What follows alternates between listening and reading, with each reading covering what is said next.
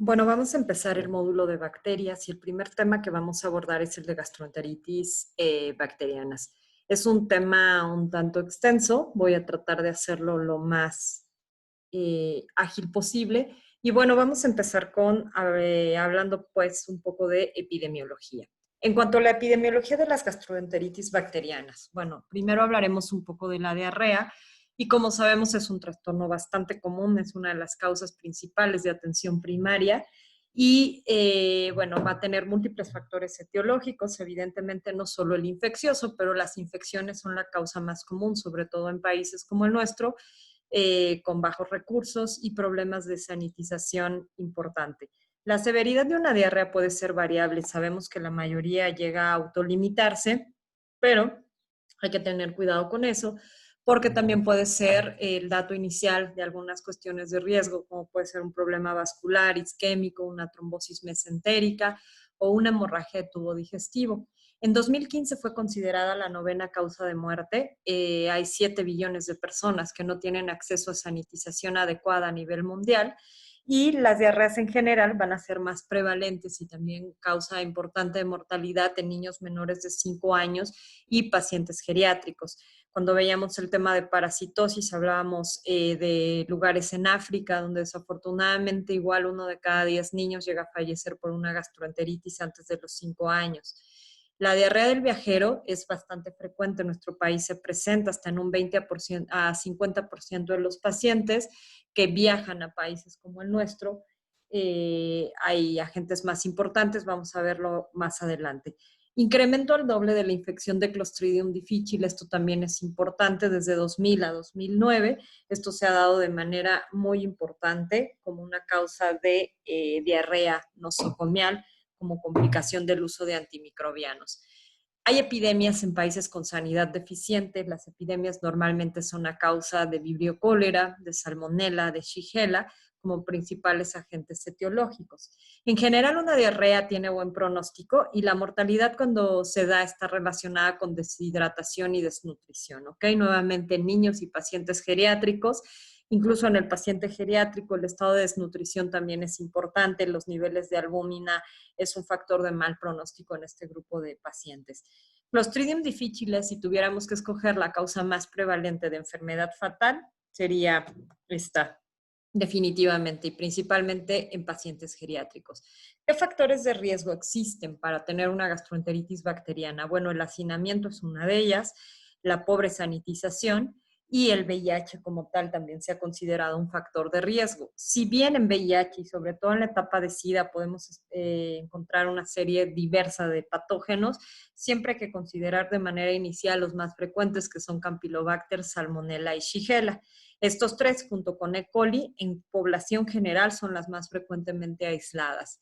Hay que sospechar de protozoarios cuando hay diarreas persistentes o crónicas. Esto es muy frecuente en la práctica, encontrar pacientes que se les prescriben antiparasitarios en diarreas agudas, lo cual resulta muchas veces inadecuado. Para definir la diarrea, bueno, la excreción normal de las evacuaciones normales van de 100 a 200 gramos por día. Por lo menos el tener 3 evacuaciones en un periodo de 24 horas que estén disminuidas en consistencia se define como tal así una diarrea.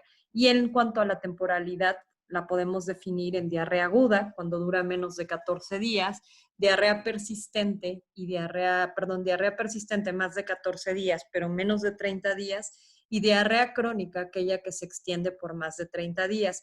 Esto es bien importante establecerlo desde el principio porque en base a esto también la sospecha diagnóstica desde un inicio. Para hablar de fisiopatogenia en gastroenteritis infecciosas, bueno, sabemos que hay muchos agentes y cada uno tiene una fisiopatogenia distinta, pero hay componentes en común que son los que vamos a mencionar. De entrada, la transmisión es oral prácticamente, se requiere un inóculo suficiente que se da a través de la transmisión oral. Hay reportados transmisión persona a persona y esto puede darse sobre todo en agentes que vamos a mencionar a continuación que requieren de un inóculo menor para producir infección. Estos patógenos evidentemente tienen que evadir o tienen que superar los mecanismos de defensa propios del huésped para producir la infección. entre los que se describen la acidez gástrica, la mucosa gástrica, la peristalsis incrementada y la flora intestinal normal. En este cuadro podemos ver los mecanismos de defensa del huésped y el estado de afección como condicionante de gastroenteritis.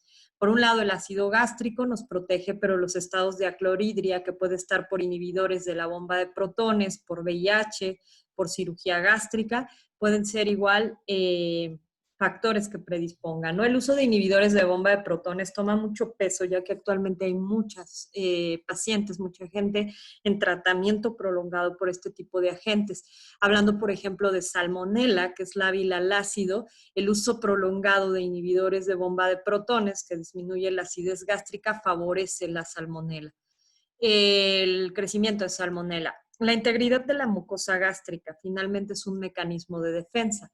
Cuando tenemos estados de mucositis, por ejemplo, con quimioterapia, se favorece este proceso infeccioso.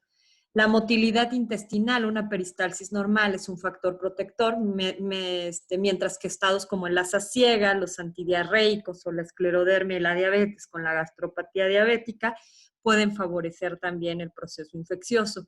La flora intestinal normal, que se ve afectada por el uso de antimicrobianos y las edades extremas.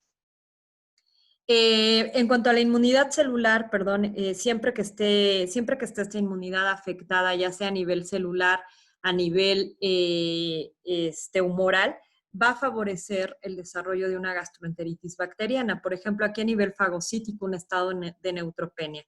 La inmunidad celular afectada, como en un paciente con VIH, favorece, y lo mismo la inmunidad tumoral, como sería una deficiencia de IgA.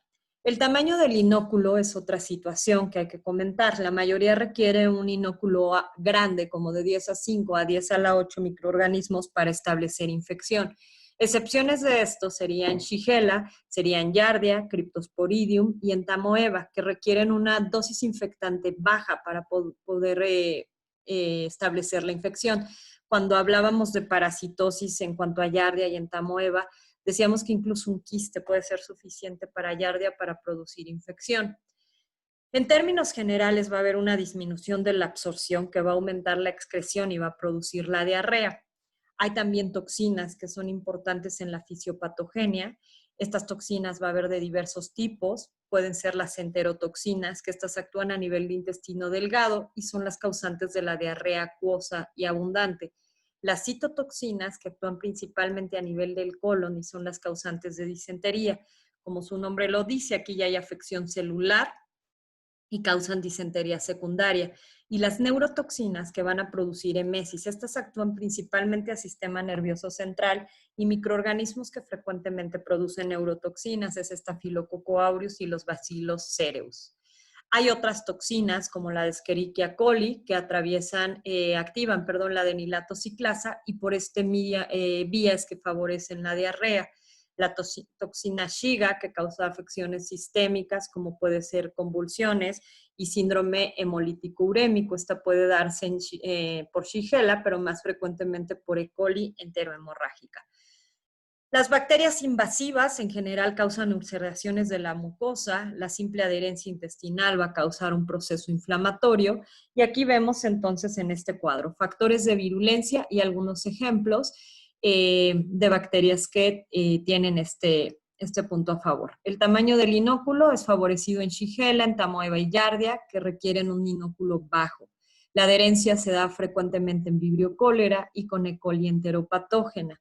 Bacterias invasivas, pues Salmonella es la más importante, pero también Shigella, Yersinia y la E. coli enteroinvasiva.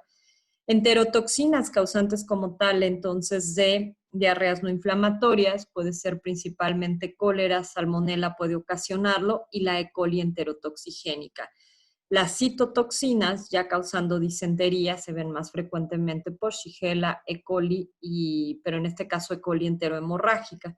Y las neurotoxinas, como lo comenté, por los Bacillus cereus y por Staphylococcus aureus. Vamos a dejar aquí este primer video para continuar posteriormente hablando un poco sobre el cuadro clínico.